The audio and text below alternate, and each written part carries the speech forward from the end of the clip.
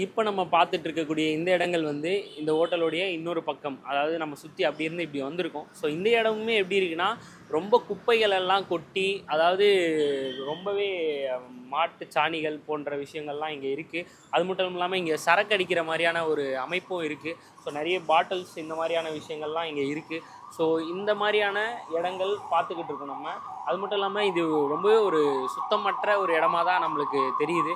ஏன்னா இங்கேருந்தும் ஒரு சில விஷயங்கள் வந்து உள்ளே வர்றதுக்கான வாய்ப்பு இருக்குது. ஸோ இது மாதிரியான காட்சிகளும் நம்ம இங்கே சுற்றி பார்த்துக்கிட்டு தான் இருக்கோம். முன்னாடி அம்மா உணவகத்தில் தரம் எப்படி இருந்தது, இப்போ எப்படி இருக்குது? முன்னாடி நல்லா அருமையாக இருந்துச்சு சாப்பிட.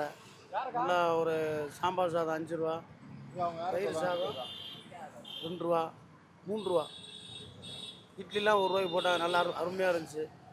இப்போது அந்த சுவையோட தரம் இப்போ இல்லை. இல்லை இல்லை, இப்போ ரொம்ப கூட்டமே கம்மியாயிட்ட மாதிரி இருக்கேன். ஆமாம், டேஸ்ட் இருந்தால் தானே வரும். நல்லா நான் இப்போ 8 ரூபாய்க்கு தள்ளுவண்டி கடையில் இட்லி விற்கிறேன். 3 வகை சட்னி, சாம்பார் மாதிரிலாம் ஊற்றுறாங்க. நல்லா தரமாக இருக்குது சாப்பிட. இங்கே என்ன இருக்குது?